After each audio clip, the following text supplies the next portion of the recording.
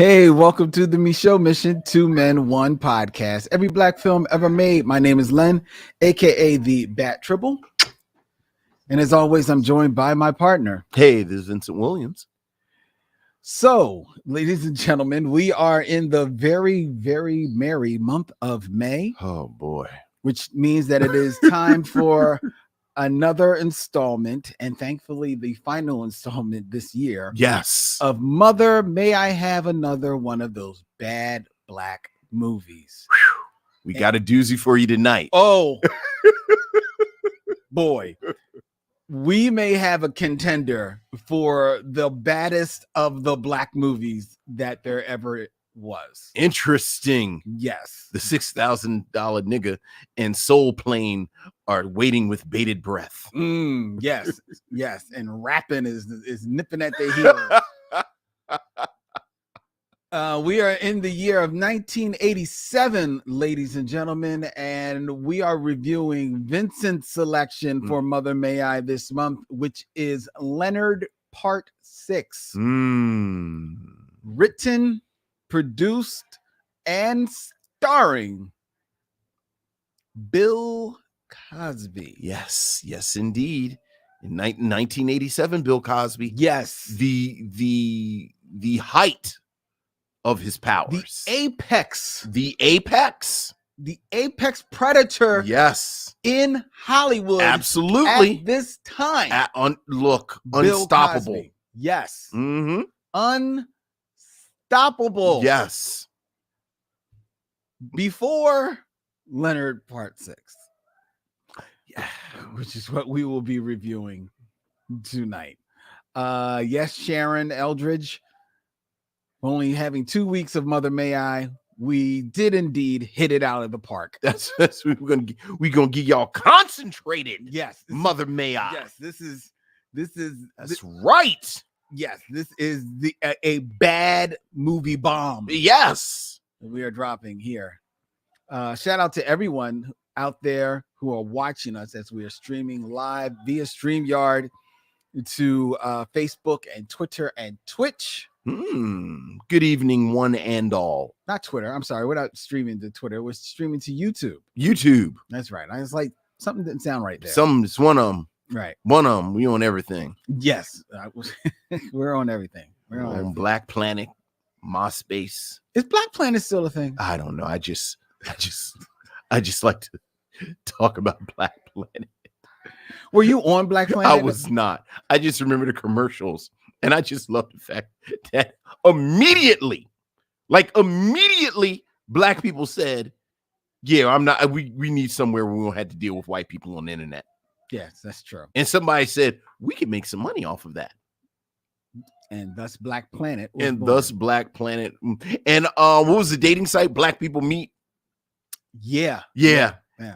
Were you on that? No. Well, no, you were married. I'd about to say, yeah. Yeah, you were married. Yeah. My first date with Wendy, I had a pager.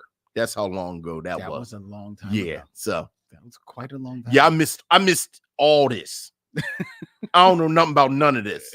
Swiping left, sexting, dick pics. I missed all that. I was married. Very good. Very Speed dating. People go to the thing and they say, I missed all that. You missed it all. Like my friends, I had a couple of friends who were single and they would tell me stuff. And I was like, I feel like I'm watching Logan's Run or Black Mirror listening to y'all talk.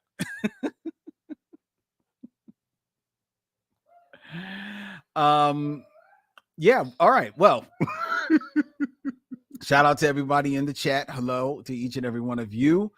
Bree 517, Deborah Battle, Ashy Feet in the building, Robert Monroe Jr. Shout out to every one of you out there. Hello, one and all. Yeah.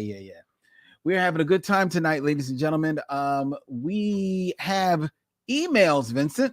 Emails, missives from the missionaries. Yes, we do. We have an email from Ellis Heron. Hey, what's up, Ellis? With a bit of movie trivia, he says. Okay. I do like that. Hey, fellas. I want to congratulate you both on making it to 300 episodes. Your knowledge of movies and its history has been refreshing. We do our best. With that being said, Uh-oh.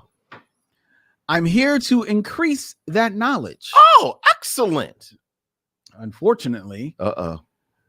I hate to tell you that I am part of the Department of Corrections. Oh, boy, this letter is just a roller coaster ride. Yes. All right, what we mess up? In the Derville Martin to John Claude Van Damme segment, Yes. Raul Julia was in Street Fighter. Vince, you were right that his character was in a hat. Okay. You just had him in the wrong video game movie, Mortal Kombat. I thought you were going to get there when you had already thought Bolo was in Street Fighter. Little known fact, Raul Julia was supposed to be the villain in Desperado after he did Street Fighter, but unfortunately he passed away before he could do it. Oh. I can definitely see that. Interestingly enough, Antonio Banderas will make an appearance in this podcast. So keep your eyes and ears open for Antonio Banderas. Okay. All right. In the Derville Martin to Michelle Yeoh segment. Okay. It was Sean William Scott who was in Bulletproof Monk with Chow Yun-Fat. Sean made his star-making turn as Stifler in American Pie. Mm-hmm. I will always remember him as the annoying dude in The Rundown. In The Rundown, which is Dwayne The Rock Johnson's best movie. Oh, no doubt. Absolutely. Yes. I love The Rundown. I remain sad that The Rundown did not become a series. Me too. Because I thought they had really good chemistry. Yeah, I did too. To be fair, I thought there was chemistry all around. I thought there was chemistry between him and Sean William Scott. Rosario Dawson was great in that. Dawson was there. I really enjoyed that movie. What are the bones of The Rundown? Who wrote that script? Who directed that? And we're off and running. Or you want to keep talking? I'll look it up. Yeah. Let me finish his email while you look that up. Lastly, in the Derville Martin to Share segment, Vince, I thought you were going to make the Samuel L. Jackson to Nicolas Cage connection either through them both headlining Amos and Andrew and Amos and Andrew. I don't know if I'm familiar. What was the second one? Kiss of Death. I remember the name Kiss of Death, but I didn't see Kiss of Death. What's Amos and Andrew? Amos and Andrew.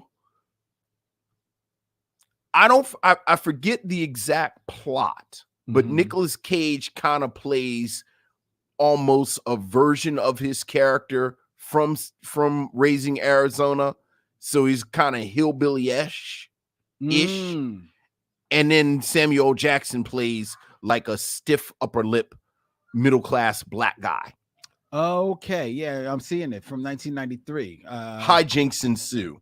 Yeah, a Pulitzer Prize writer buys a cabin. Neighbors get suspicious when a stranger breaks in. They see a black man and call the police. And then, like you said, hijinks ensue. I've never heard of that movie. Okay, I wonder if that went straight to video or something. Yeah. Peter Berg. That's a good name. Directed The Rundown. And I think I like yeah, I was about to say because Peter Berg did Friday Night Lights and Hancock. So I do like him as a director. So he directed The Rundown, and who wrote it? James Vanderbilt and R.J. Stewart. I'm not familiar. Let's see, James Vanderbilt. Familiar with their names. Oh, he wrote two Spider-Man movies. Okay. And Scream. So he's a writer guy. Good pedigree on that. Yeah. I knew it had. Yeah, it had solid bones. Right. It was well directed, and the script was tight. And I'm surprised that it was slept on as much. And I'm surprised that people haven't rediscovered it. I know. Maybe it's because The Rock has hair. I know. But it's a good movie. Anyway, all right. Too bad. I guess we could like Rosario Dawson get it on. The Rock. We got The Rock and Rosario Dawson. Can we do The Rundown? Sure. Rundown is on the list. All right. Go ahead. There you go. Okay. So he says, continuing with Ellis's email, he says that you could have made the Samuel L. Jackson and Nicolas Cage connection either through Amos and Andrew or Kiss of Death. You would have made it in 4. Also, you were on the right track with Cage being in a vampire movie since he was in Vampire's Kiss, the birthplace of Nick Cage memes and Cage-isms. Like I said, you both are a wealth of knowledge, so I hope this adds to it. Thanks again for all the laughs and great reviews. Your boy, Ellis Heron. P.S. Last bit of trivia. Robert Ducoy played King George in Coffee and was in the Pimp Council scene in Willie Dynamite. So I like to think Willie Dynamite is a prequel to Coffee since he played a pimp in both movies. I'll take that as canon. There you go. I'll take that as canon. And we talked about Willie Dynamite is I forget when we're coming up, when we're out of theme months, but Willie Dynamite is on there. All right. Yeah. So thank you for the email, Ellis. Is anyone watching us on Facebook Live? I'm getting reports that maybe we're not up on Facebook. Everybody seems to be chiming in from mostly YouTube that I'm seeing here as far as in the chat. As far as I know, we are up on Facebook. I don't see, because I don't think the notification went out. I'm looking. I don't know if we're on Facebook right now. Oh, it appears as I'm looking here that all of the destinations are being reached. Okay. All right. So I could not say. Okay. And without stopping the show, sure. Starting the show must go on. Must go on. All right. So hopefully the people that are trying to tune in on Facebook and are having trouble will go over to YouTube or Twitch. Okay. And find us there. And now, mind you, on Facebook, we are in actually 3 locations. Okay. We are in the Michaud Mission Facebook group. We are also on the Michaud Mission page. Okay. In Facebook. We are streaming there. Okay. And we also are streaming to the Tribble Nation Facebook group from my old time as one of the Black Tribbles. Yes. So we stream there as well. So there are 3 opportunities on Facebook to perhaps check us out. Okay. All right. But thank you, Ellis. Thank you and very we will much. certainly add that to our bag of tricks. We have another email. This one is from Robert Kaplowitz. Hey, Robert. Thanks, congratulations, and Blade. All right. Gentlemen, I started listening after my wife, Kitson, presented at the improv event with you at Philly Theater Week. Oh, absolutely. Good time. Yeah. And my life is better for it. So thanks a million. Awesome. And congratulations on passing 300. I've gone back and listened to some of your first episodes, and I've got to say, this has been a spectacular podcast from the beginning. Oh, thank you. 2 thoughts inspired by your epic episode 301. Okay. I'm curious what thoughts sprung from Soul Man. First, when you talk about the Blade reboot soundtrack and the otherworldly operatic nature of the comic, wouldn't it be cool if they featured African-American countertenor John Holliday? Non-opera folks heard him get to the finals in The Voice in 2020. His voice absolutely sounds like pretty much nothing else on earth. Not familiar with the name, so I'm not familiar, but just the way you described him, I think that would work.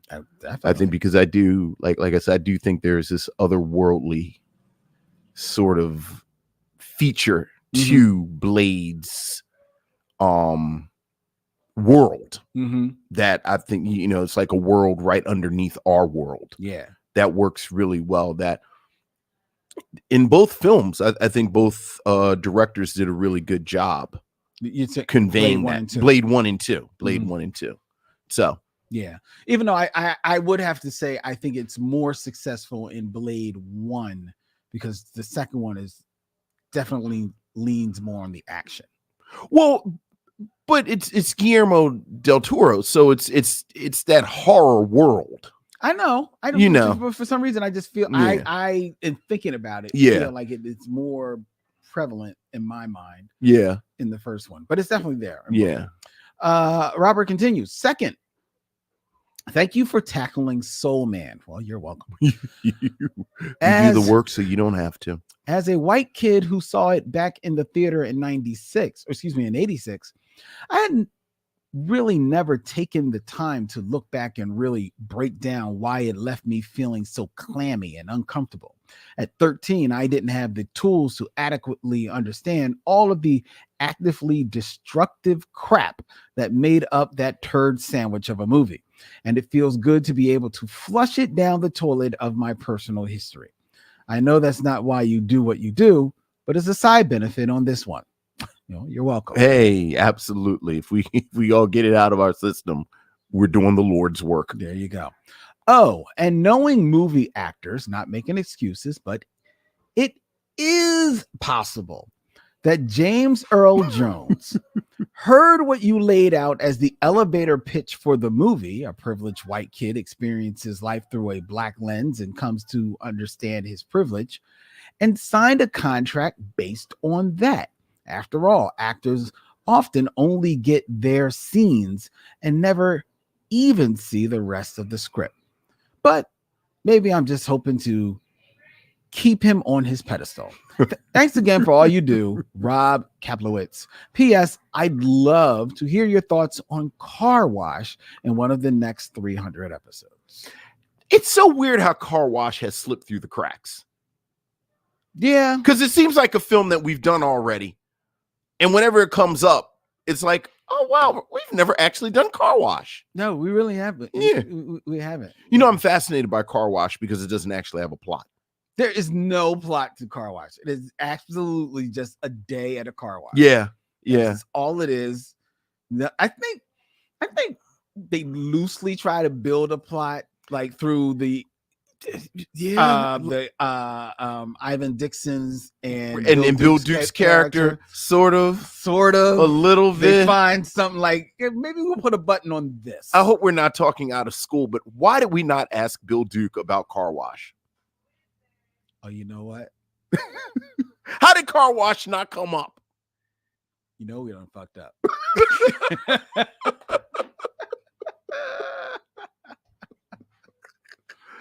Yeah, Car Wash, man. Yeah.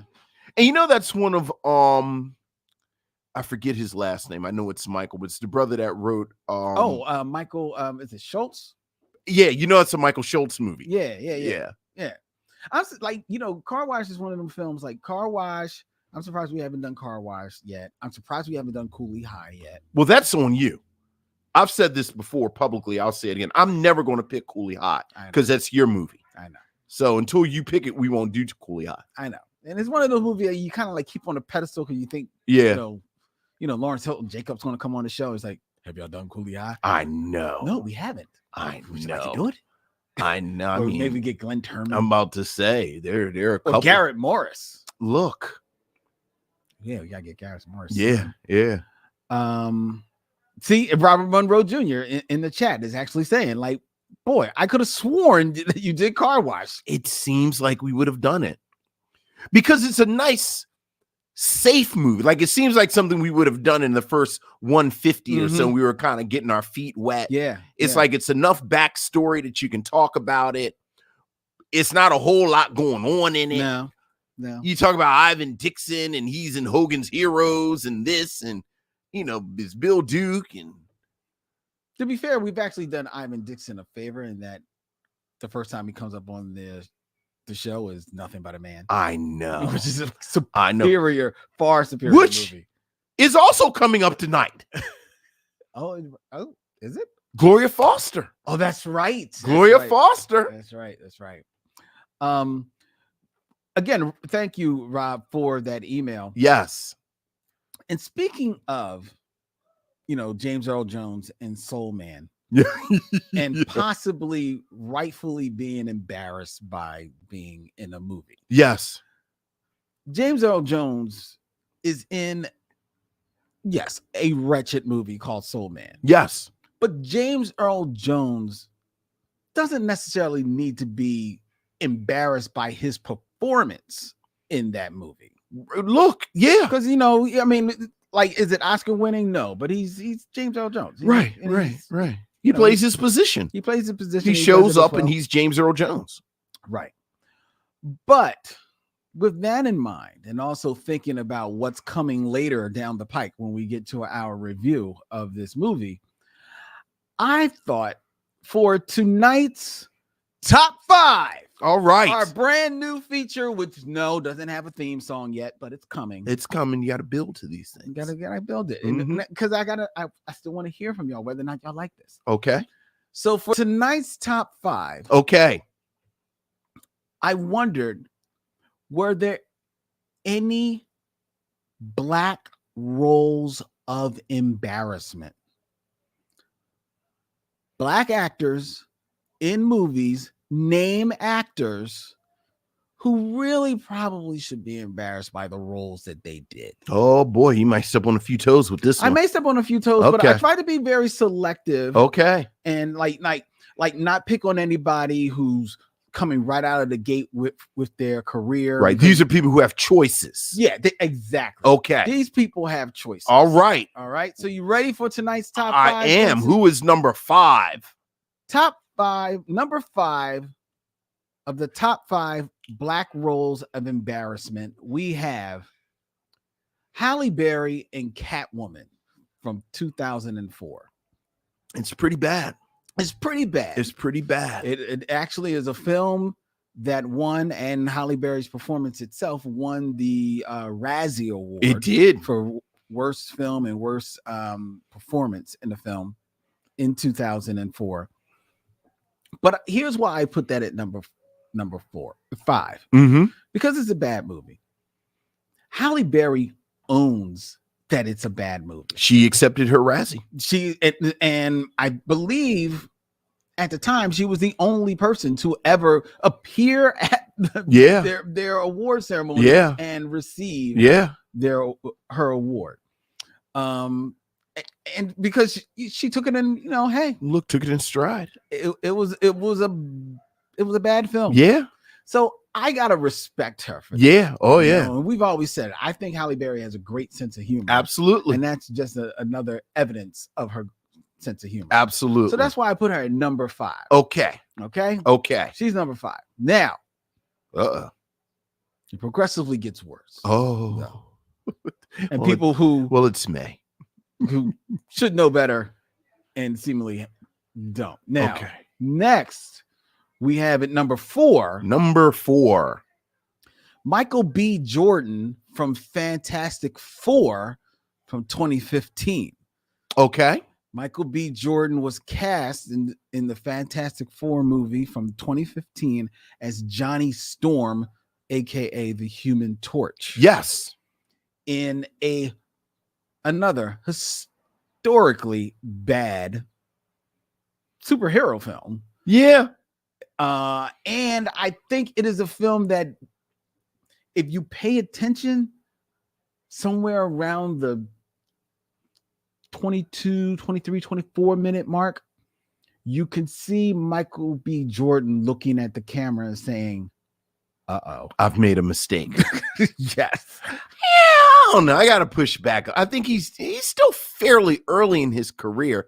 And this seems like it would have been a good, like I'm trying to get some of this superhero money.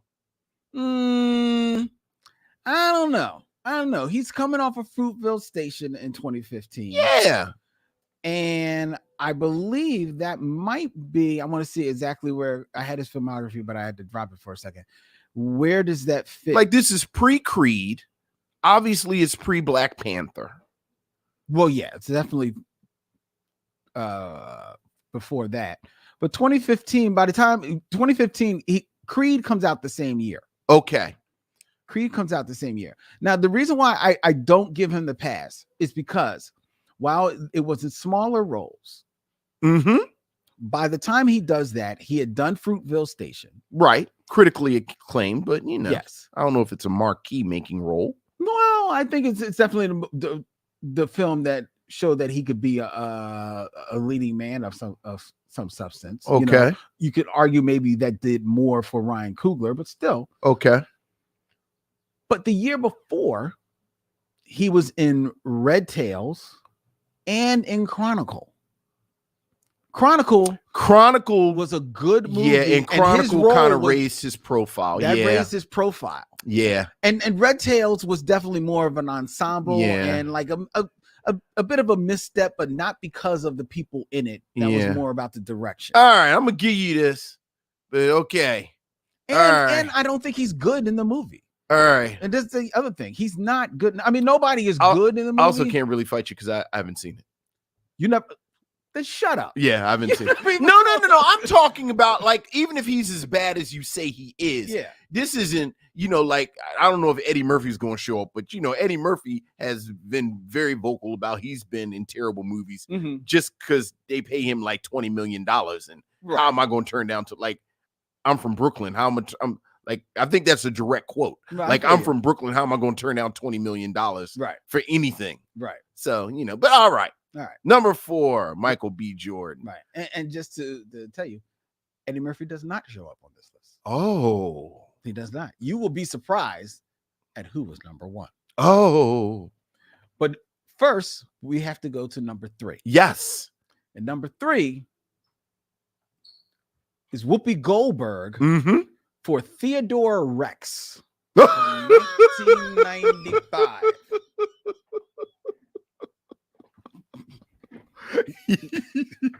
Now, lest you think, but it was a stupid movie. She plays a cop with a dinosaur. It was something silly, perhaps, but not to Whoopi Goldberg, because she actually tried to get out of the film, and it was actually only through legal action. I was about to say, I think she was sued. It was only because a lawyer came knocking at her door and said, "Get your ass to the set or run me my money." Yeah. That is the only reason she shows up in Theodore Rex. Did Theodore Rex actually come out? It went direct to video. Because they realized I almost want to give that a pass so we can do it in May. Have you ever watched any of it? No. It is bizarre. Of course, she's running around with the dinosaur from Dinosaurs the Show. For all no. But she's running around begrudgingly. Yes, and it's written all over her. It's written all over. And if you look at the picture that we have on the scrn, ladies and gentlemen, that is directly from the movie poster. Yeah. That strained, constipated smile. Oh, that's a good pull. So Whoopi Goldberg and Theodore Rex is number 3. Number 3. Black Rolls of Embarrassment. Oh boy, these first two are going to be some whoppers. No boy. All right. Now, number 2 is one people might actually see coming. Okay. Because this is from an actor right off of winning the Academy Award. I might, you know what? If it's what I think it is, I might very vigorously and aggressively disagree with you. Let me see if you're going to do what I think you're going to do. It is Cuba Gooding Jr. in Boat Trip. Oh, okay. Okay. 2002. I thought you were going to do Louis Gossett in Enemy Mine. No, Enemy Mine is a fun little... I love Enemy Mine. Yeah, it's a fun, silly all right. sci-fi Never mind. movie. Continue. No. Okay. No. Look, he was still eating off of Enemy Mine. Look, he knows. Enemy Mine is coming up in Octavia, April at some point. Oh, well, certainly. Yeah. No. Okay. Boat Trip, however, where Cuba Gooding Jr., right after winning the Academy Award for Jerry Maguire, found his way onto a cruise ship. Oh, Lord. And oh my God, it actually was a gay cruise. And now he's got to act gay.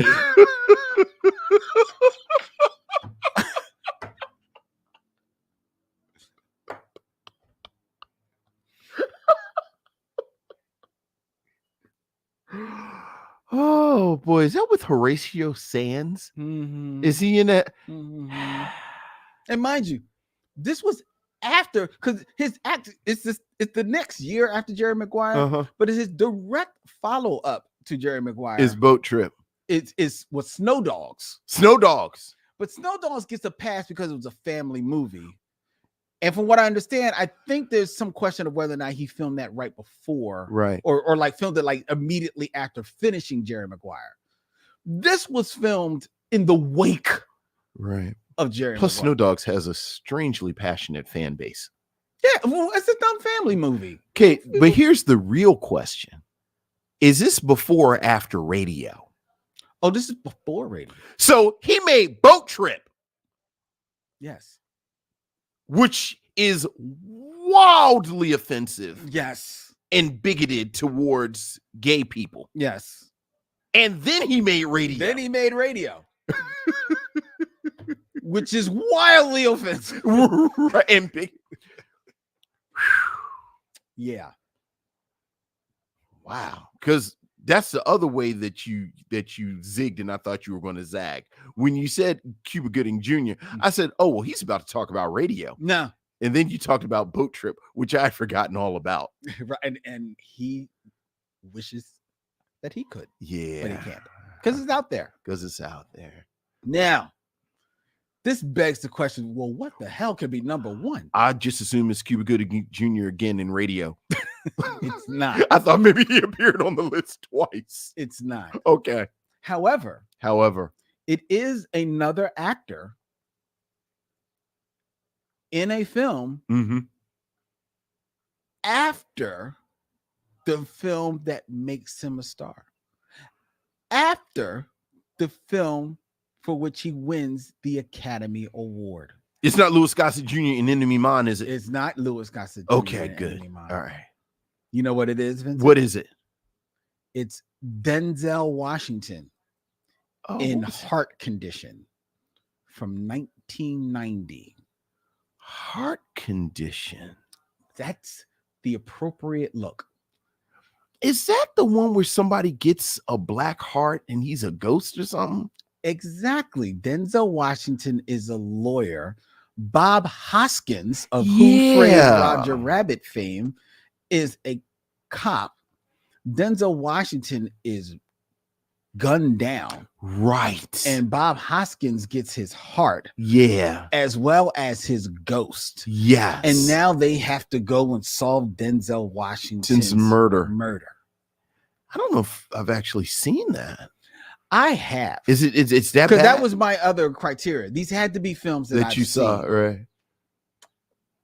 It's very, very bad. Now, I haven't watched it since ever, but in trying to get a recollection about this film, right? I looked up, I looked it up on the internet, and there's this podcast called the Dare Daniel Watching the Unwatchable, where they watch bad movies. All right. Also doing the Lord's work. Right. And they remind me in this little rundown of what about the film. We are 15 to 20 minutes into the movie. They write Dare Daniel, and this is actually with by Daniel, the host. We're 15 to 20 minutes into the movie. We have seen Denzel and Bob Hoskins at various times hit women. Oh, no. Abuse animals. Oh, no. And commit hate crimes. Oh, my goodness. And these are the heroes of the film.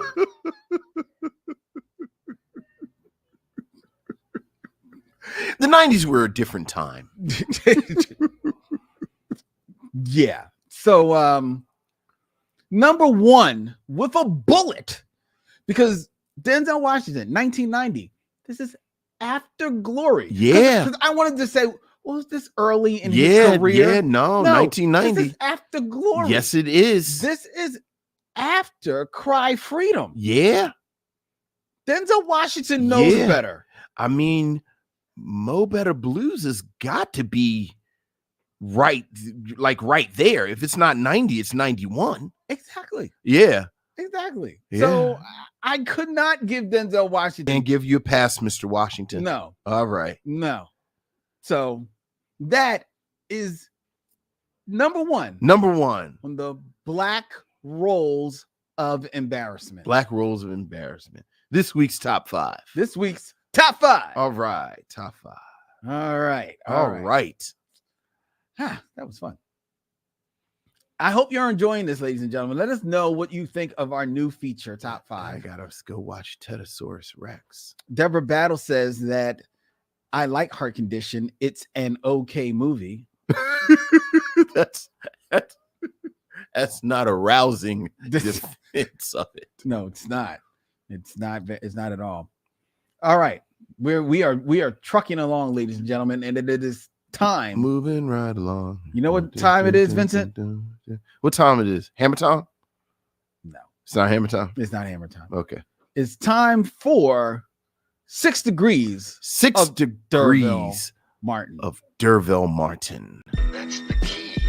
Well, you'd be surprised what a person can do with just a sensitive touch and a sensitive sound.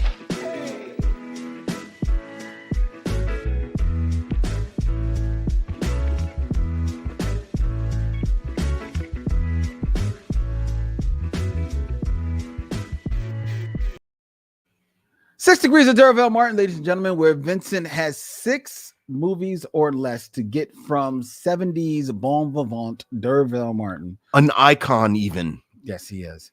To an actor of my choice. Vincent, I have a femme fatale and I have a male fatale. You have a male fatale. Well, how can I resist a male fatale? The male fatale? There you go. All right. He's like sitting by the window and the shadows are coming through the shades. One side of one side of it to let you know visually you shouldn't trust him. No. He's got a mysterious background. Yes. But like all fatales, he's got on red lipstick. Got on red lipstick. In 6 movies or less, Vincent. Yes. From D'Urville Martin. D'Urville Martin. 2. Ernest Borgnine. Ernest Borgnine. Mm-hmm. Now, to let you know, I chose Ernest Borgnine because I knew that I could get to from D'Urville Martin to Ernest Borgnine in 2 movies. 2 movies. It's funny because I want to put him in Split. Like I feel like Ernest Borgnine, little pug face. Ernest Borgnine. Are you asking me if he's in Split? No, I'm not asking if he's in Split.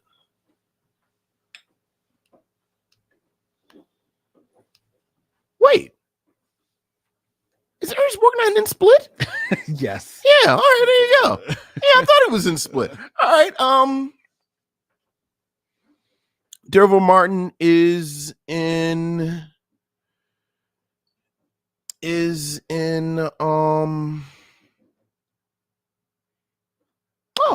Martin is in Guess Who's Coming to Dinner with Sidney Poitier. Sidney Poitier is in Paris Blues with Diane Carroll. Diane Carroll is in Split with Ernest Borgnine. Very good, Vincent. What were your moves?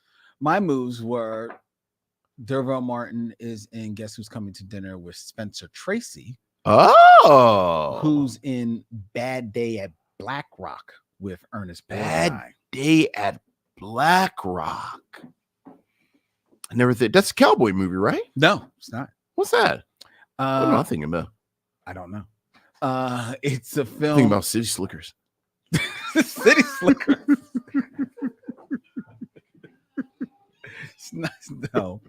No. It takes place like kind of like in a Western type of setting, like yeah, town, but it's not a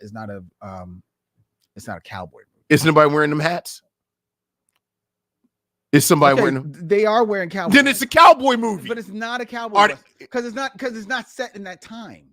Oh, it's not set in that time. Okay, but because they're in the West, yes, somebody wears a cowboy hat. But you sound like a cowboy movie. But it's not. But like Spencer Tracy is wearing a suit. Yeah, he wears a suit. He is a one-armed insurance like inspector, Yeah. and he's coming to check on a claim Right. to this like woe-begotten town called Black Rock. Black Rock. And Ernest Borgnine plays one of the heavies Well, of course. in it, Yeah. alongside Lee Marvin, Lee Marvin. Robert Ryan. Sounds like a good movie. It's It sounds like something damn good I movie. should have seen. It's a Yeah. damn good movie. Okay. All right. All right. Well, I'm going to Split. Well, yeah, and you got there. All right. And it was less than 6. Okay. Very good. All right. Very good. And yes, Sharon Eldridge, Ernest Borgnine was in The Wild Bunch with one of my favorite actors, William Holden. All right. Yes. We're in my world now. Unlook. All right. You ready for the next one? Vincent? I'm ready for the You next did very one. good there. All right. You ready for the femme fatale? I'm ready for the femme fatale. This might be a little hard for you. All right. In 6 movies or less, get from Derville Martin, Derville Martin 2. Penelope Cruz. This is how I'm going to get to Penelope Cruz. Uh-oh. Derville Martin is in. Okay. All right. Okay. So how am I going to do this?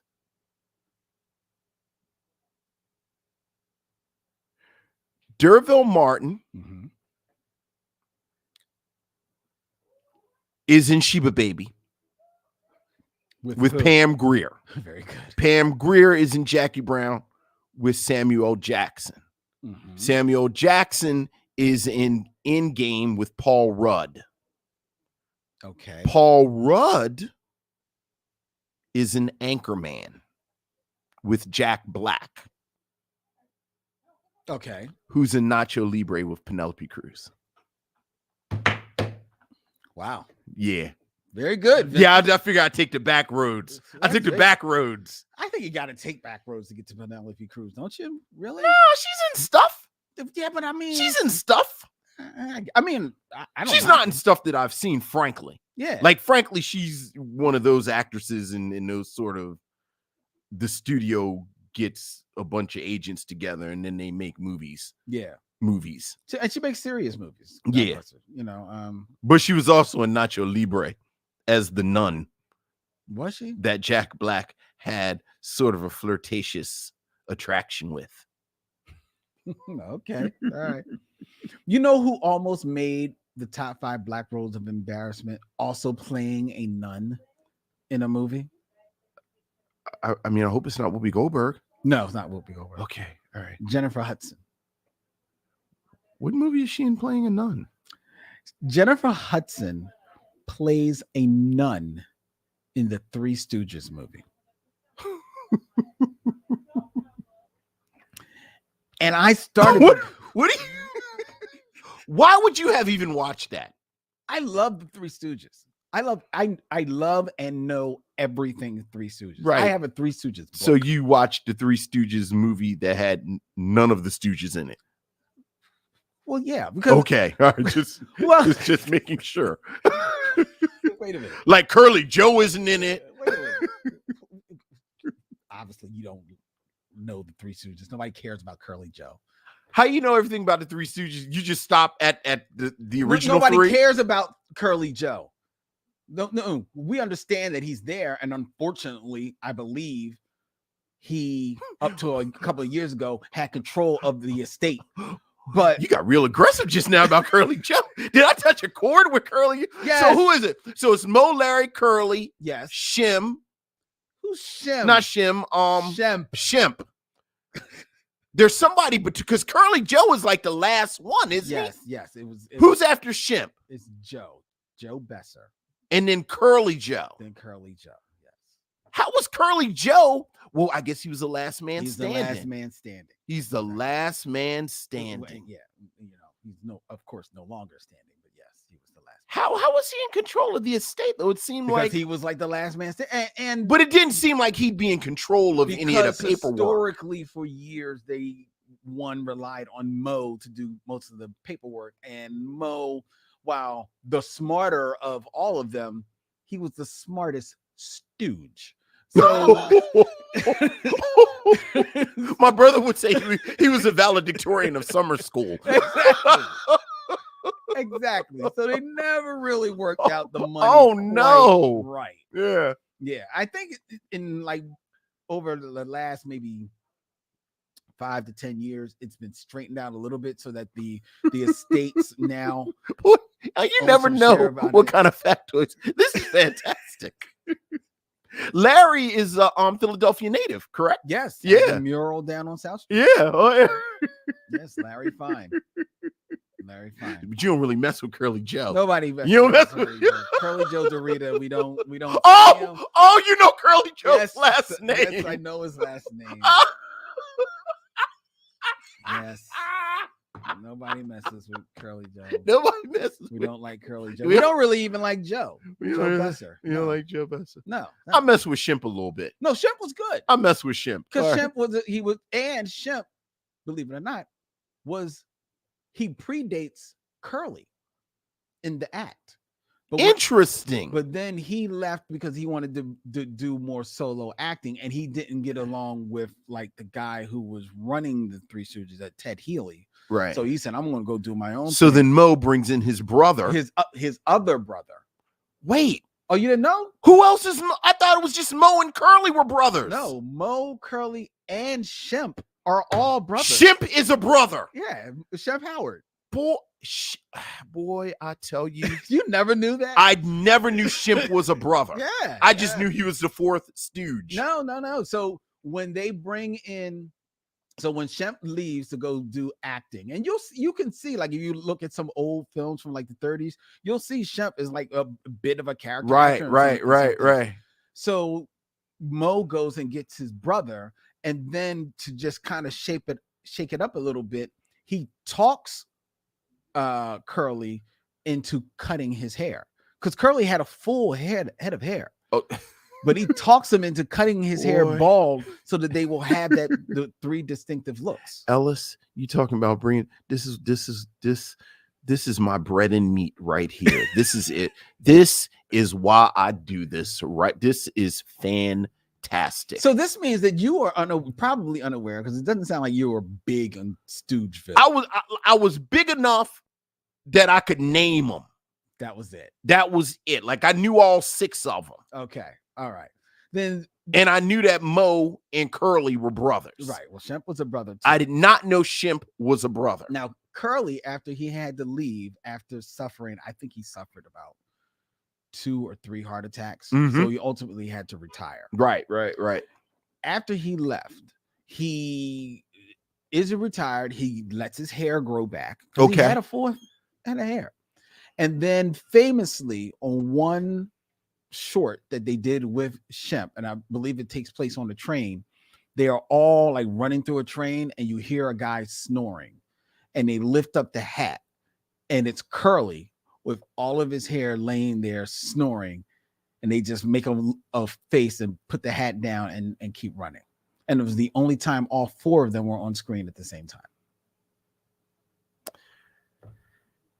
This has been Stoogeville. Look, With man, this I could go all day on Three Stooges. look, this is fantastic.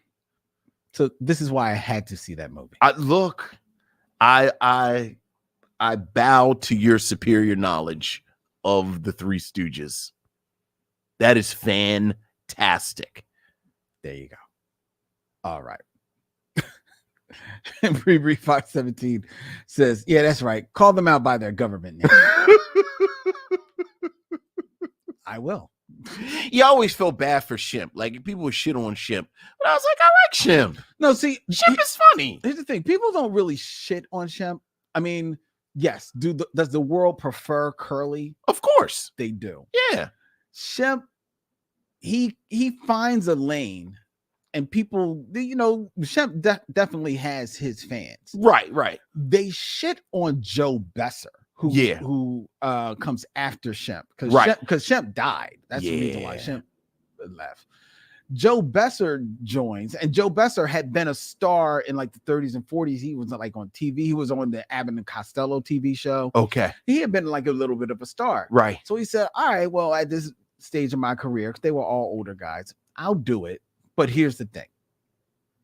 None of this slapping stuff. No. You're not going to be hitting me. And I think begrudgingly he lets Mo slap him like maybe once short, but like he for was like in his contract. Yeah, but he was not going for all of that crazy.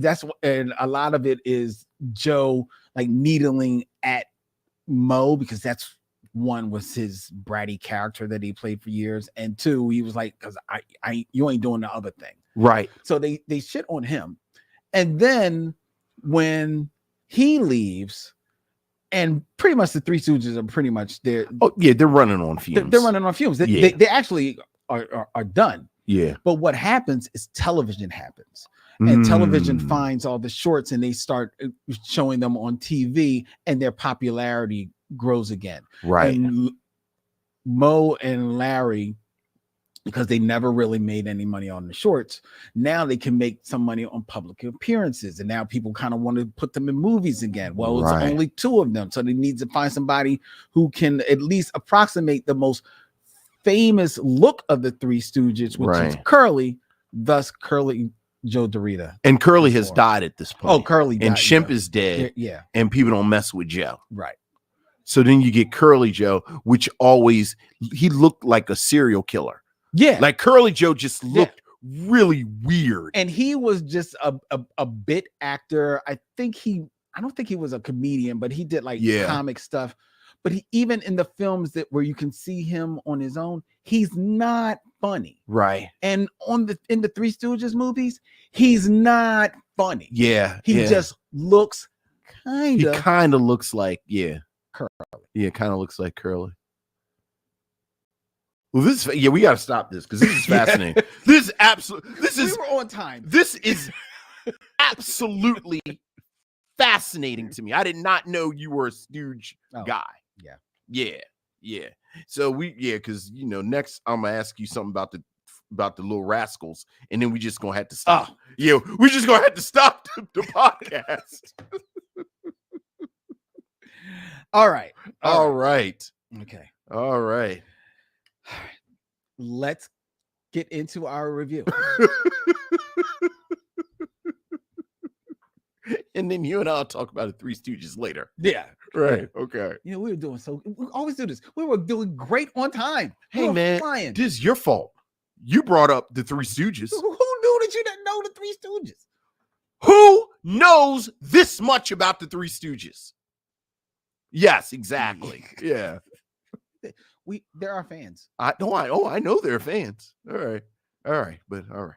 Can't get my girlfriend to go with me to the Three Stooges Museum, but where's the Three Stooges Museum? Is it here? No, it's not in Philly. Yeah, I was about to say it's just Larry here. No. But can't get nowhere to go. All right. Anyway, all right. Robert Monroe Jr. said, I was going to say, if you could expound on the Our Gang Little Rascals next week. Yeah. Perhaps next week. Tune in for Stories from the 30s next week here on the Michelle Mission. Hey, colored boy, sit in the balcony, 30 stories with Lynn. There you go. Coloreds in the balcony, 30 film criticism with Lynn Webb. We can use our same images that we use for the Michelle Mission, except they have to put you in the balcony. Like they just cut and paste you out of the scene, put you up in a balcony. Maybe put colored only. Like on top of where you're sitting. Okay. Let's get into our review of Leonard Part 6. But first, it's time for trailer talk. Which you gonna fix my screen, and I'm gonna go use the bathroom. Well, yes, because remember, we jumped into it, and it was people running around, and so trailer park. All of you watching on the trailer talk. Talk amongst yourself for a minute. Yeah, I'm about to say about your month because Vince is about to go to the restroom, and I'm gonna open up a window and let a little bit more light in here, much to Toya's chagrin that I didn't have this open earlier. You may have noticed, ladies and gentlemen, earlier today, during the show, I was kind of like waving off screen. That is because here and no longer here because they all left while we were doing the show. My girlfriend was here, and she went out with her girlfriend to celebrate her birthday, and my daughter is in town. My daughter is in town with my grandson and her husband, and they went out. They went down to go get something to eat, so they'll be back a little bit later. And all of them had talked about wanting to be on the show, and I said, "Oh, you can all come in and say hi," and they all said no, and just walked out the building. So that's what happened. Now I have to step away from the camera because Vincent says that his camera, as far as looking at him, is frozen. I know it's not frozen to all of you out there, but he says his camera is frozen, so I have to go fix it. So I'm going to do this. I'm going to drop Vincent's camera out for a second, and I'm going to move from the camera for 1 second. Yes, Miss Makiba, this is tonight's trailer talk. This is what is happening. Hey, Miss Makiba, how you doing? I realized I hadn't said hi to you specifically in a while. So Fix my screen. I haven't gotten a chance to move. So All right. so oh, you are frozen. Yes, that's what I told you a half hour ago. All right. Calm down. All right. So I'm gonna do this. Hit that. Okay. Go back here. Talking to the mic, they can hear you. Oh, I'm talking to Mike. Lynn is doing technical work. Lynn is doing. Oh, there we go. Now, all right. So now I'm backstage. You're backstage, and I should be able to bring you up. All right. And there you go. All right. You see yourself? All right. There we go. All right. All right. Okay. Yay for trailer talk. So we can get all this stuff figured out. Yes. Yes. All right. All right. So I don't think we had anything we really needed to cover. No. Not going to bore us. We actually talked about Star Trek earlier, so we don't need I was supposed to say yes, we did. Yes, we did. Yes, we did. I need to talk about that. All right. Is it liquor in that cup? No, it's iced tea. Okay, you're drinking out the red cup. I don't there. drink anymore. Oh, okay. I stopped drinking All right. about 3 weeks ago. All right. Well, I shouldn't say that. I stopped drinking 3 weeks ago, and then I told my girlfriend that I would drink on if it seems like it's a special occasion. I'll Social. have a drink. A social drinker. Yeah. If you will. All right. All right. Okay. See, Aaron Fry about to trying to pull us into. Bree 517 says that it is a cool T-shirt, Vincent. I'm going to build you up. Let people see your T-shirt, Vince.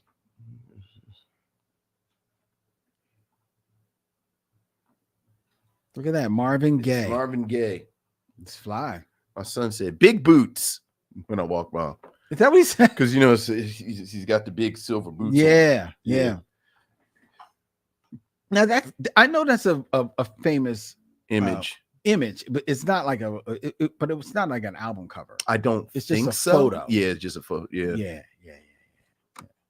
Cool. What was that? No, I can't remember. Anyway, All right. Let's get into our review. All right. Let's do it. Leonard Part 6. Leonard Part 6, a 1987 American spy parody film. Directed by Paul Wineland and starred Bill Cosby, who also produced the film and wrote its story. Secret agent Leonard Parker is called out of retirement to save the world from evil genius Medusa Johnson, played by Gloria Foster. This film, which also features a cameo by Joe Don Baker, of all people, was Vincent's selection for tonight's stop in Mother May I here on the Michaud Mission. Vincent, what say you of Leonard Part 6? Well, I joke about Mother May I, but in a lot of ways, Mother May I is a great month for us because it lets us off the hook with a large part of the exercise that we do from week to week, which is determine whether or not we believe this is a good film. Mm-hmm. By the nature of Mother May I, we go in knowing, well, this is a terrible film. This is a terrible film. Right. The film is bad. Right. So you get that out of the way very quickly, which for me liberates me to think about just other aspects of it. You know, why is it bad? Mm-hmm. What decisions led to it being bad? Could different things have, you know, all of that. And how bad is it? And how bad? I mean, how bad is, but it gets to a point where it's just varying degrees of bad. Well, I only say that because famously one of your selections for Mother May I was Passenger 57. Right. And in retrospect, I don't think that should have been Mother May I. Yeah. That was actually a mistake. Right. So that's not even a case of, oh, well, that was in Mother May I. And that no, that just shouldn't have been in Mother May I in retrospect. As the years have gone by, we have raised the bar or lowered the bar so that, right. you know, and this is a bad movie. This is a terrible movie. Mm. The acting is disjointed and all over the place. It's non-existent. And this is a failure of the film and direction and all, because this is a cast that has done good work in other films. So this isn't a case of this is an untalented cast. This is just a failure of the direction. The story is all over the place. The pacing, you know, back to the direction is terrible. This is a terrible movie. Mm-hmm. I will begin and end in the same place, though. Famously, the narrative is part of what happened with this film is that there was a breakdown in communication between Bill Cosby and the director Paul Whelan. Is it Whelan or Weiland? I just say Whelan. And Bill Cosby famously disavowed the film before it came on. And the narrative is that it is because of this disagreement between director and star that you get this muddled mess. Mm-hmm. But let's be 100% clear about the context in which this film was created. This is 1987. Mm-hmm. The Cosby Show had been on, or rather, The Cosby Show had a run from 1984 to 1992. For the entire run of The Cosby Show, it was in the top 20. For 5 consecutive years, tell him, Vince, The Cosby Show was the #1 show on television. Yes. Something that I believe no other show to this day has achieved besides All in the Family. 5 consecutive years. Mm-hmm. And let's be clear, folks, this is a #1 show in the 80s. Right.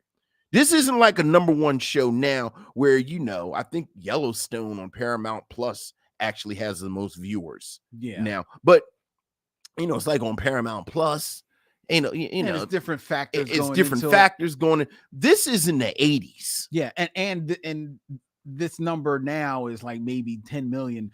This is back when it was 4 networks. Right. You had to make a decision. Exactly. If you were the #1 show in the 80s, mm-hmm. it was a whole lot of people watching you, or they weren't watching other stuff. No less than 20 million people. Appointment television. It is not hyperbole at all to say that in 1987, William Cosby was one of the most powerful men in show business. He was so powerful that the only people more powerful than Bill Cosby, I suspect, are people that were so powerful we don't even know their names. Mm-hmm. There is nothing that happens in 1987 with Bill Cosby's name attached to it that Bill Cosby does not allow. That's right. This is a Bill Cosby production. So, first and foremost, any fault that you find with this film is Bill Cosby's fault. Yep. Full stop. Yep. Back to Cosby being this mega entity. The sheer excess and indulgence of this film is pornographic. This film had a budget Here we go. of $24 million. Bill Cosby, out his own mouth, says that the idea of this movie came because he saw Rambo and basically jotted down some notes on a napkin. Yep. But because he is Bill Cosby in the 80s, they greenlit a $24 million budget. Now, just to put that in perspective, Top Gun was made for $15 million. Yes, sir. Raiders of the Lost Ark was made for $20 million. Wow. That's incredible. Rocky 3, the third, arguably the beginning of the indulgence of the Rocky movies. That's the Mr. T one. That's the Mr. T one. $17 million. Jeez. This is not a small amount of money In 1987. in 1987 for him to make. And I say all of that to say this is another part or another indicator of just how Bill Cosby had no restraints. Nope. You know, obviously, sadly, tragically, when we talk about Bill Cosby now, and we talk about him just being this unfettered force, we talk about, you know, sexual assault and everything that goes on. But understand, this is how Bill Cosby was moving. That he could get this film. Like, in my mind, this film needs to be part of the legacy of Bill Cosby. It is. That he could get this thing made. This terrible, horrible movie. Not only get it made, but he's so powerful that even when he figured out that it was terrible, he could say it wasn't my fault. Yeah. So that's the first thing. Pass the buck. The second thing is that this film is another example of something that I've been thinking about over the years. There's this film. There's something like Ghost Dad. Bill Cosby shows up here and there just throughout these. He appears in the film that shall not be named that Robert Townsend made. That's right. That's right. I think this film is also another example of just how good the cast was in the Cosby Show. Oh, okay. Okay. I think because it's called the Cosby Show, because of the way it's built, because I've never thought that the cast of the Cosby Show got the credit they should have gotten as an ensemble. Like, I think Bill Cosby works best in an ensemble. You know, Felicia Rashad, I think, was absolutely brilliant the entire run of the Cosby Show.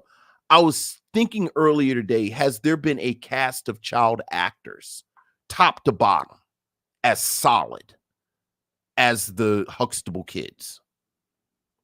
Top to bottom, left to right, and I'm including Raven Simone in there. And when you look at the Cosby Show, the strength of it really is his moving in and out with the cast. So that when he's by himself, like he is in this film, for the most part, I think I think the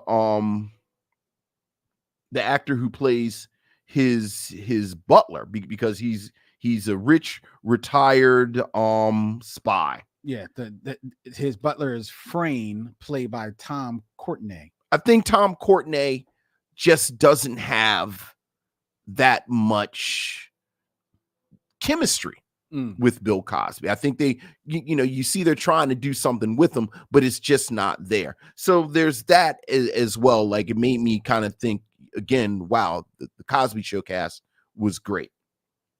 So, terrible movie. Bill Cosby's indulgences makes you appreciate the Cosby Show. Okay. Again, if you go in knowing it's terrible, you have the opportunity to think about other things. All right. Where did your mind go? I was kind of fascinated by the depictions of blackness in this film, though. Like, this is a cast with middle-aged black people. Bill Cosby is middle-aged, by nature he's middle-aged. Pat Colbert, who's an actress that I'm not super familiar with, plays his estranged wife, Allison. They're about the same age. The criminally underused Moses Gunn, yes, appears for 2 scenes, but in a lifeless, listless, humorless film, it's like a peak of sunshine. The 2 moments in here. Gloria Foster, as you mentioned, who plays the eco-terrorist Medusa Johnson. Is that what we're calling her, eco-terrorist? Look, if there is anyone in this film that looked like they were having even a smidgen of fun, it was Gloria Foster. Okay. All right. I'll give you that. And she is eating up the scenery. And she is playing her part. And I loved her. I just loved her. Finally, talking about missed opportunities. Bill Cosby's character is estranged from his wife. And because he is estranged from his wife, he has moved across the street. In the house that she, being his wife, has, the old staff is there, led by a butler, Duchamp, played by George Kirby. That's right. Who was an old school comedian. Right. I love George Kirby. So do I. I love George Kirby. And there's, much like I said, there's a moment between Bill Cosby and Moses Gunn. There's a moment between Bill Cosby and George Kirby. Hold that thought. I'm sorry. I think somebody was trying to get in the house.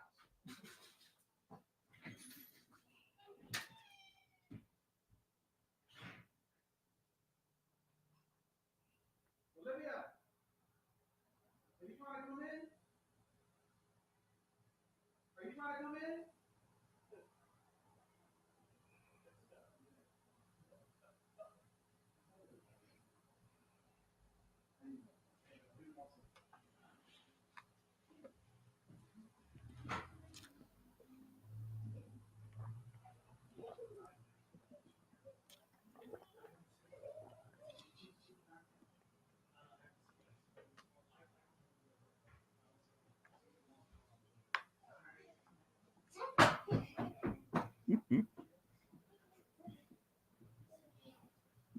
Hi. Sorry. Hey.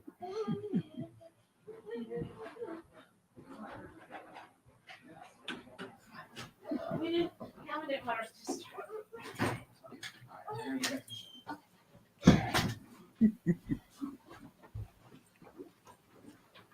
I'm sorry, ladies and gentlemen. I had to let my daughter in. I'm sorry. Give me the high sign. Just give me the sign. Huh? Give me a sign to start. Good.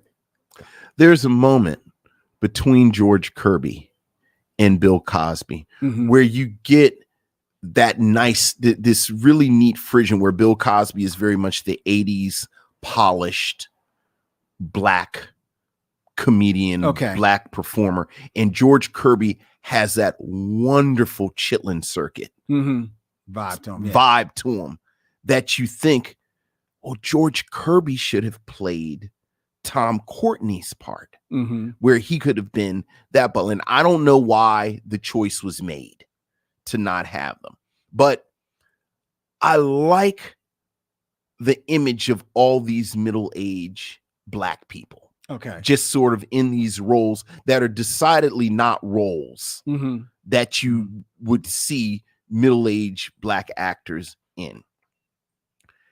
And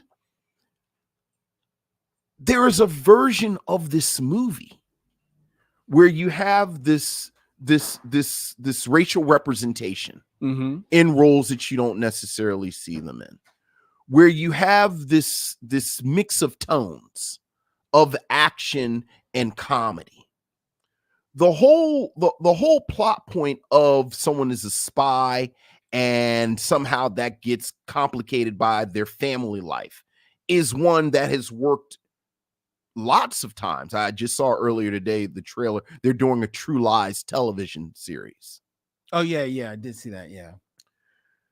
There's a version of this film that could have worked. Mm-hmm. And the reason I'm so adamant about that is because Robert Rodriguez made it 15 years after this. Spy Kids is Leonard Part 6 done right. Yeah. But because 1987 Bill Cosby Mm-hmm. can't get out of the way, Right. and because no one can direct, no one can put it together. Paul Whelan famously said he tried to figure out a way to tell Bill Cosby things weren't working. And Bill Cosby told him, you worry about the construction, I'll worry about the funny. That's right. Which anecdotally is something that you hear from the production of the Cosby Show. Mm-hmm. How Bill Cosby would sort of overrun the directors and the people behind the cameras.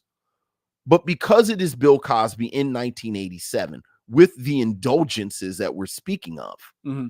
Leonard 6 is Leonard 6. Yeah. Yeah, this is a piece of shit.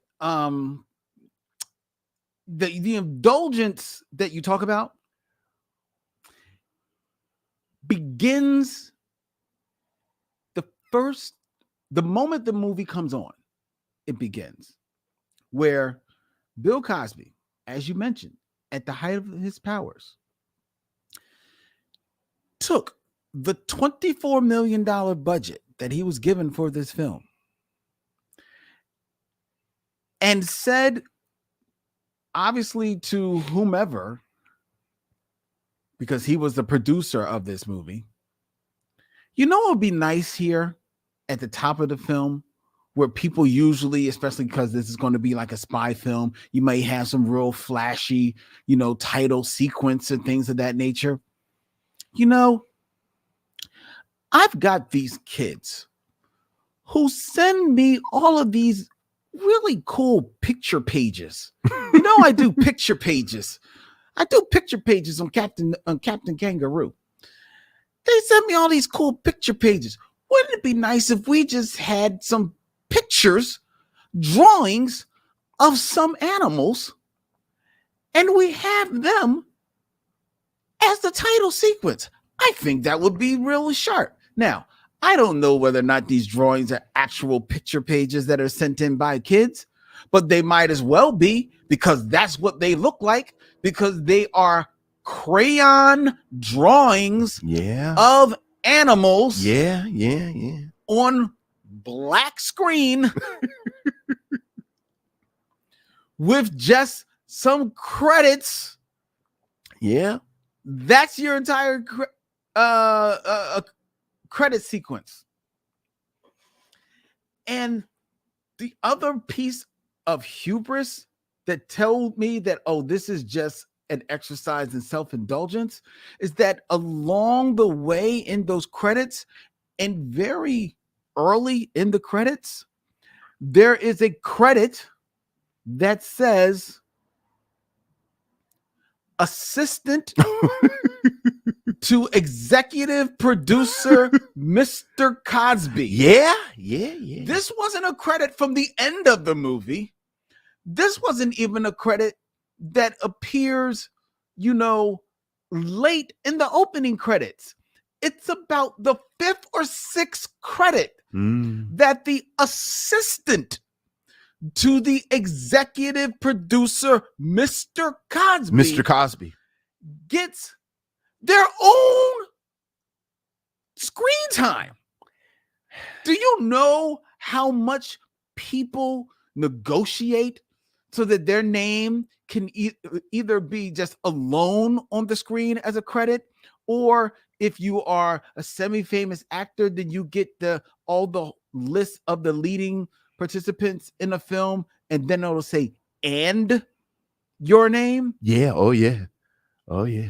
Do you know how many assistants to the executive producer have gotten their own screen all to themselves for their credit? How many do you think is? I'm going to go. None. Yeah. I was going to answer 0. I was going to say 0. That was my answer. Well, it's not 0. Oh, right. It's 1. there's It's one. 1. And he's the assistant to Mr. Cosby. Mr. Cosby. What's his first name? Mr. Middle name? Period. Period. Are you freaking kidding me with this movie? This movie, and you glossed over the best part of this movie. Oh. The eco-terrorist, Yes. Medusa, Yes. who's talked about for the first 15 minutes of the movie, but is not named until 30 minutes into the movie. Right. The eco-terrorist is mad at the world for their treatment of animals. Yes. So she is turning the world of animals Yes. against the world. Yes. So there are terrorist cats that we see. You get a photo array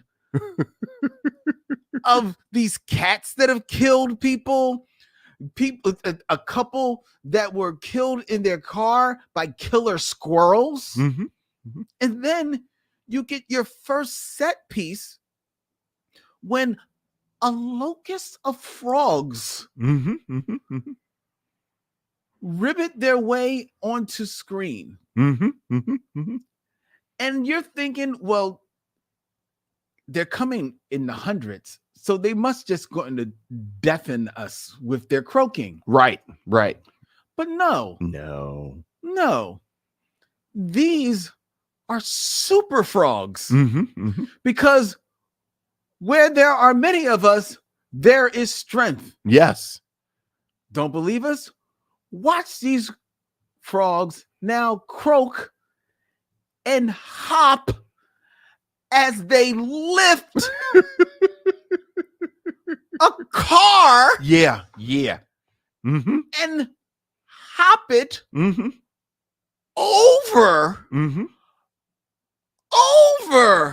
a railing into the ocean. Yes.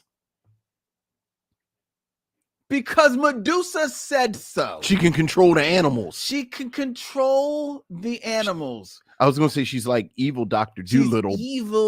Dr. Doolittle. But he just talked to the animals. No. I don't know if he made the animals do evil. No. Medusa's got other plans for the animals. Right. Are you serious? This is what Bill Cosby wrote. Yeah. And you keep saying he wrote it. This is the story he came up with. This is the story that he came up with. The other man wrote it. Oh, right. He hired someone else. Right.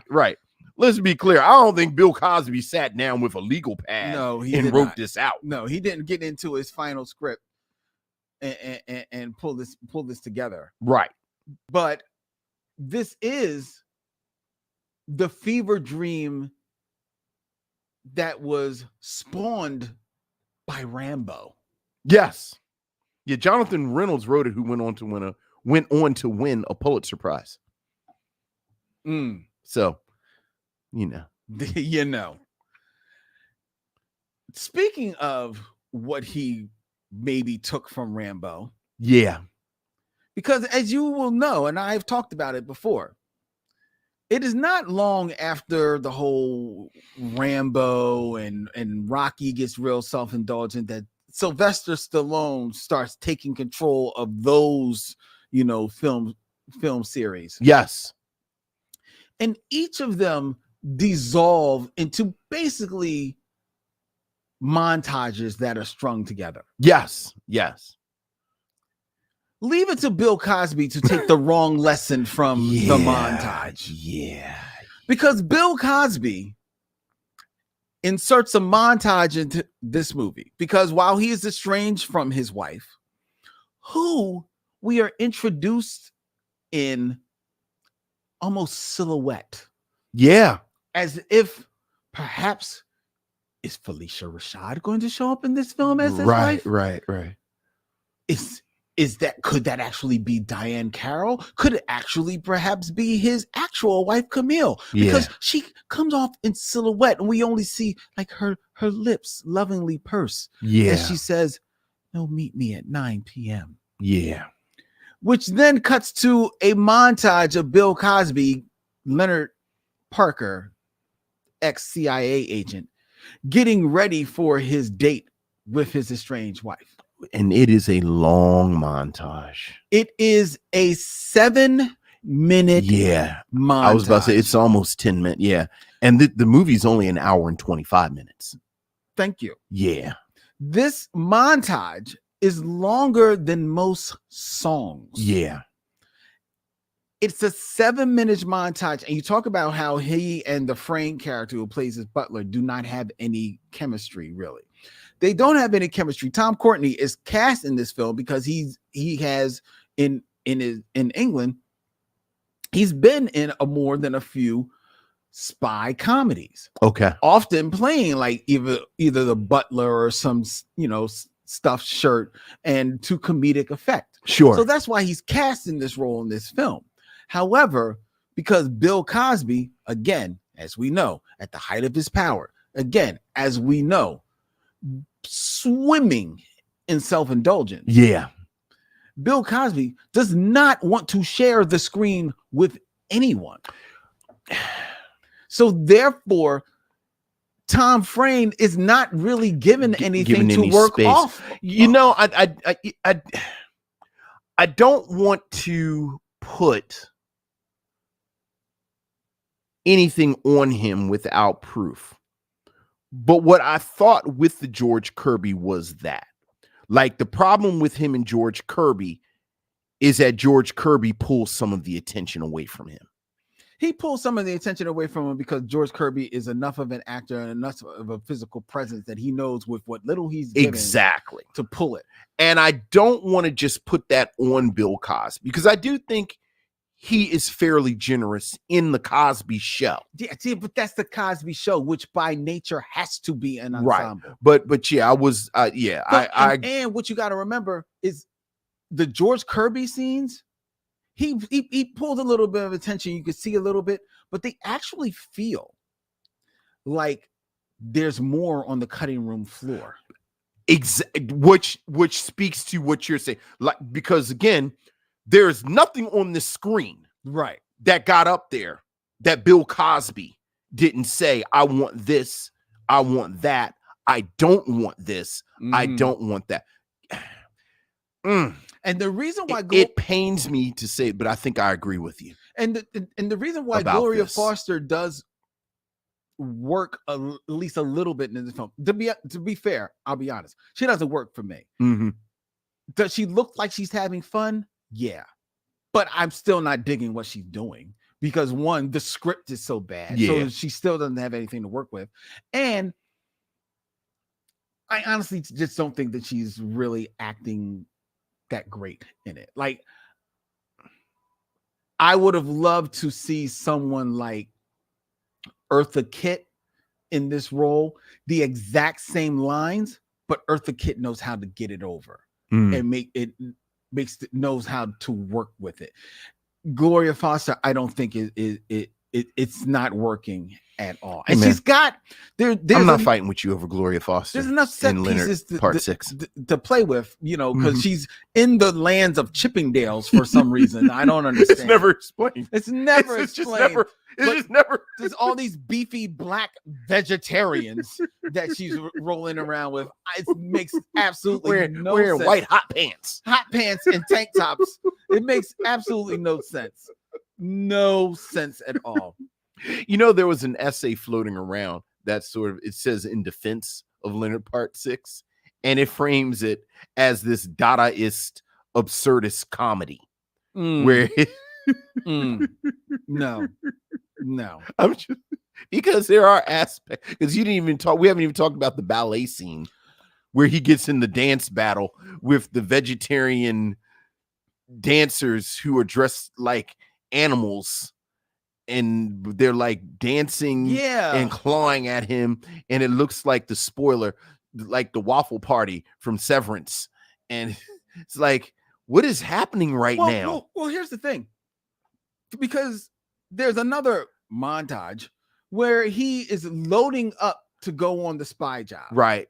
And for some reason, he's got on this white jumpsuit, It's like silvery silvery like Yeah. white jumpsuit, Yeah. and he's got all these guns and guns bombs and patches and pouches, and he's got these flat grenades. He's got rocket ships hooked to his elbows. yeah. And for some reason, and he's got this really dumb looking Buckaroo Banzai-ish helmet It on, is so bizarre. and this car with this huge cannon turret on top of it. Right. But for some reason, and like this is supposed to be the spy gets his secret ammo stuff Sure. scene. That's what it's supposed to be. Sure. And I understand that it's trying to spoof at it. It's just not funny. But for some reason, he gets ballet slippers. Well, remember the Albanian witch who he can't understand what she says. Yes, you heard me right. Gives him the ballet slippers. Oh, that's right. who And gives says him- you're going to need these. and somewhere in the film, the Albanian witch also gives him secret meat, because meat becomes a kryptonite, Yeah. a bomb, Yeah. a boomerang, Yeah. an infectious disease. Meat. Yeah, because the henchmen are vegetarians, and as we all know, a vegetarian's greatest weakness Is meat. is meat. I think that's the way it works. Random When you become meat. a vegetarian, like if somebody came in here and threw like a pork chop on my face, I'd go, I'm melting. The And- swine. unless you not know that it was meat that is thrown on you, Bill Cosby announces meat. Meat. Yeah, he says meat. Meat. And he's just thrusting meat in people's faces. Yeah. And it's stupid, Yeah. stupid, insipid Yeah. waste of a movie. And I'm not even talking, I have yet to mention the $24 million budget Woo. apparently was how much, I guess this is early days of the internet, he had to pay for the clip art that disguises as special effects in this movie. I mean, I try not to jump on the special effects because it's the 80s. Vincent. But this clearly, I will say this about the special effects or lack thereof. They made Empire Strikes Back for $30 million. So, Exactly. So for $6 more million, you could have an Empire Strikes Back. Yeah. Or you get this clip art of a bomb Yeah. that goes shooting across the screen into a window. Dude, I have to say, I would love to see the breakdown of where they of where spent the money. I'm telling you, first of all, I watched this movie last night with my daughter.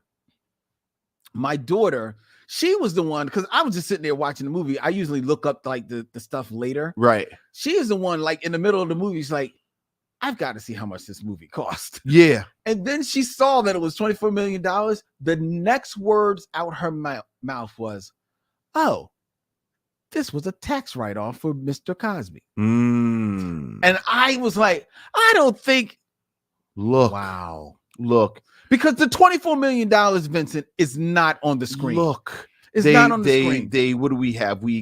There may be 3 or 4 sets. Mm-hmm. The you know, they had to rent the mansion. I'm going to assume they filmed in that actual mansion. I'm not going to assume that, but okay. You know, nobody got paid on this except Bill Cosby. Nobody got paid. Like- And you talk about Pat Colbert, who plays his wife, who you're waiting, like I said, you're introduced to her in silhouette. So you're thinking it's going to be like this. Right, or maybe Name. maybe a complication. She's actually the terrorist. Medusa. That's Yeah. what I was expecting. Right, that's I was right. waiting for it to be Right, Medusa. yeah. But then it comes out and you're like, who is she? Right, what was all that setup? with Right. yeah. And you're right to think, who is she? She's never done anything. She didn't do anything It's before. so- She didn't do anything It's after. so weird that she's cast in this film.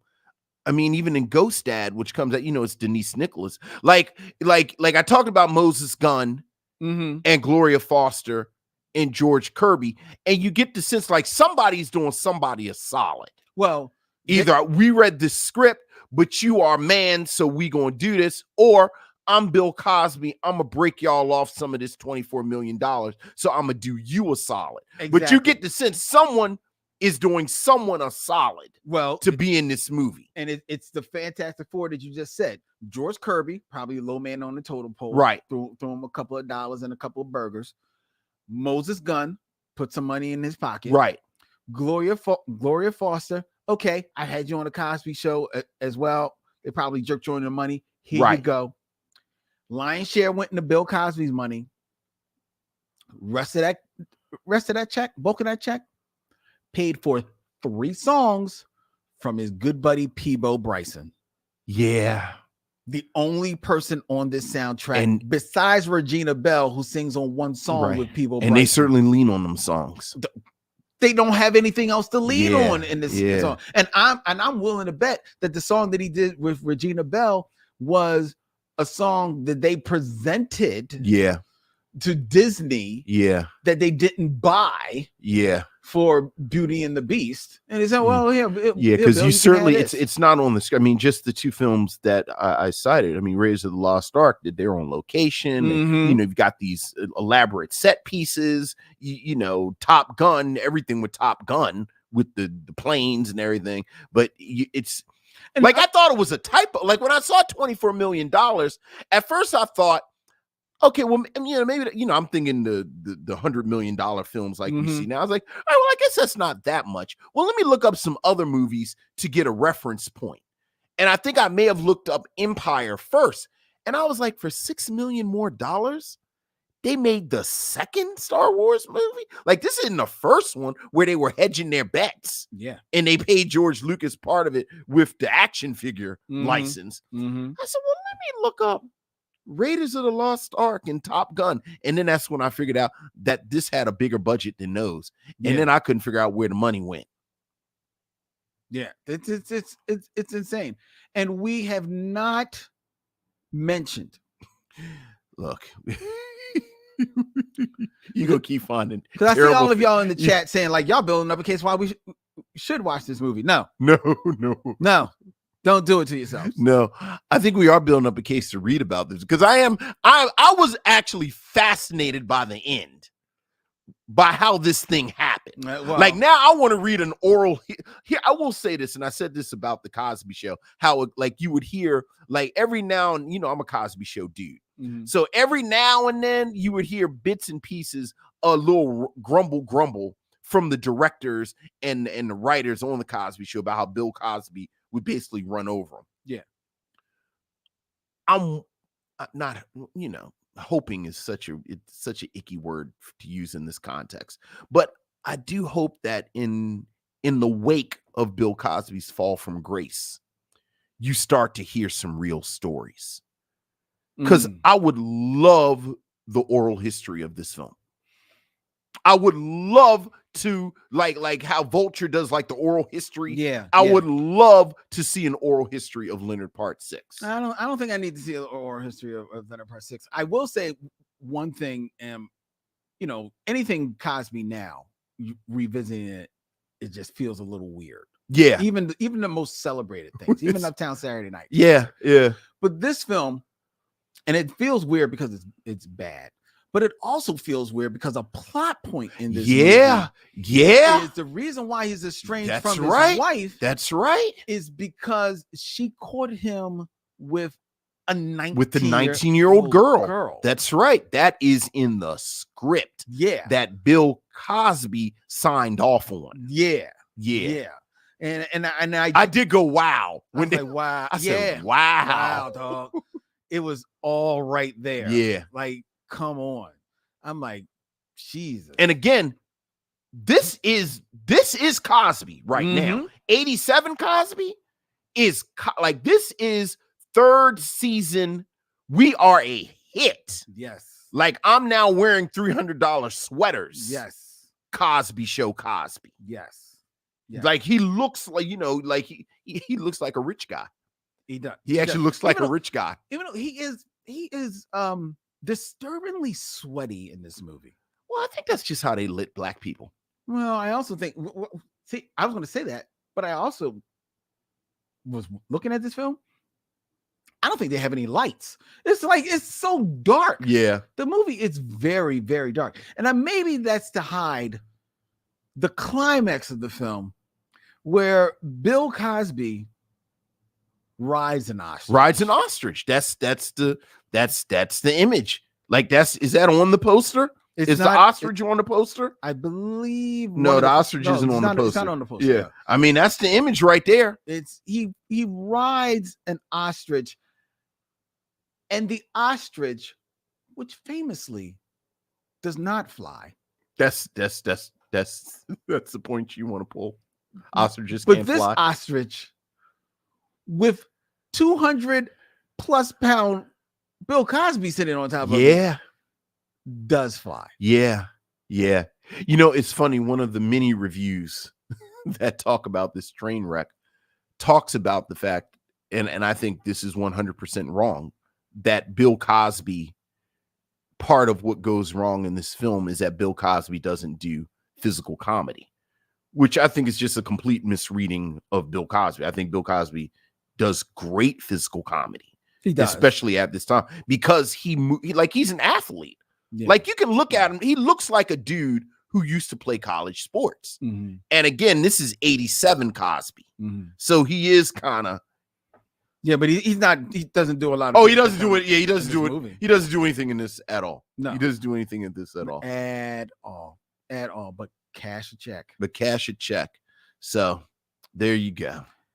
So despite what all of the missionaries are saying in the chat about how they feel they should watch this film. Yes.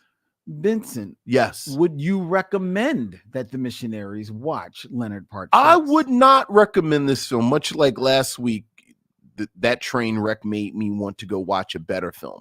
Mm-hmm. This film made me want to watch again Spy Kids. Spy Kids was a very cute movie, which I think kind of pulls these elements together, and it works. Here's something. Did you notice there are no kids in this movie? No, his daughters play in her film debut, Victoria Rao, but she's like in her 20s. Yeah, but there are no kids, which is another sort of weird move in 87. Which now I'm this just hit for me. Bill Cosby. This just hit me. Leonard is estranged from his wife because his wife caught him with a 19-year-old. Yes. 7 years ago. His daughter is 20. Is 20, just showed up at his house, and she's estranged from her mother because the daughter is dating an older man. 59-year-old Moses Gunn. Who has cast her in the play that he's written. That she's the only one on the stage that is completely naked. It's all right there. It's some weird energy in it. That really just Yeah, gives me it's that- weird energy in it. Yeah. Okay, so you wouldn't recommend this? No, not at all. I want to co-sign with you and not recommend it. However, Oh, this is the most interesting however I've ever heard. there is a part of me Mm-hmm. that wants Leonard Part 6 to develop the cult status of the Rocky Horror Picture Show. Okay. Because I could see going to a midnight showing of Leonard Part 6 and people breaking out ballet slippers, Sure. people throwing random pieces of meat onto the stage at inopportune times, Right. taking out ostrich feathers and running around the movie theater. Sure. I could see it becoming more of this funhouse communal experience Mm. for people. I mean, look, I mentioned that article. It's a bizarre film. It's a stupid, silly. Like it's stupid and it's silly, but it's also bizarre. Yeah, like when the frogs. I Yeah. can see people in the movie theaters. Ribbit. Right. I you know what? You're recommending it. You give me a couple of drinks. I could probably have. I some don't fun want to with put it. too That might fond be a of point. special occasion for me to break out this. If you engage in some type of chemical altering, whatever that chemical altering is, this is probably a film that would give you an experience. It would. All right. I know. I think that's where I'm landing. Okay, all right. I think that's there where you I'm go. landing. Added to the films that Lynn recommends and Vince doesn't. No, wait a minute. No. Book is closed now. Book is closed. I don't know if I want that on my. Hit the gavel. I don't know if I want that to be number 10. Just Judy say me and Bert are having sushi for lunch. I don't know if I want number 10 Nope. to be Too late. Too late. Thus endeth May. Too late. Come on, Lynn, before you tell us what we're going to do next, you're going to say some other stuff. Go ahead. Okay. Come on. Say it with your chest. Okay. Oh well. Nope. There you go. My die is cast.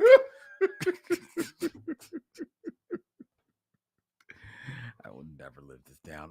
The Michelle Mission. Check us out, ladies and gentlemen. 2 Men, 1 podcast. Every Black film ever made. The Michelle Mission is produced by Vincent Williams and Len Webb, a co-producer Maurice Poplar. Social media by Toya Haynes. Our theme song is by Alexa Gold. You can go to alexagoldmusic.com to check out everything that she's got going there. You can go to michellemission.com and hit swag and check out our cool designs available by way of our good friends at T Public, including our 6 Degrees of Dervell Martin collection. We actually put up 2 new designs over the weekend, so you want to check them out. Pretty cool. You can email us all your thoughts and concerns to the Michelle Mission at gmail.com. Leave us a voicemail at 212-867-9666 and tell Vincent and Len what's on your mind. Follow the Michelle Mission on Instagram, Facebook, and Twitter at Michelle Mission, and subscribe on YouTube and Twitch at Michelle Mission, which is a proud member of the Podglomerate, thepodglomerate.com. They make podcasts work. If you really want to help this show, and we know you do, give us 5 stars on Apple Podcasts and Spotify or wherever you find the Michelle Mission, because that helps people find our show. Next week, ladies and gentlemen, so next week here on Tuesday, it'll be May 31st, but since our show actually goes out to the public on that Wednesday, we will be considering that the first of Black Music Month. Yes. Next week. And we will start Black Music Month in style with Don Cheadle from 2015's biopic of Miles Davis. It is Miles Ahead. Yeah. Have you seen this? I've never seen the movie. Me either. Kind of slipped through the cracks. So I'm looking forward to this. Yeah, looking forward to that Yeah. next week as we kick off 5 weeks Oh yeah. of Black Music Month here on the Michaud Mission. It will be promises to be a great time. Until then, he's Vincent, I'm Len, and in parting we say, We'll see you when it's time to meet again.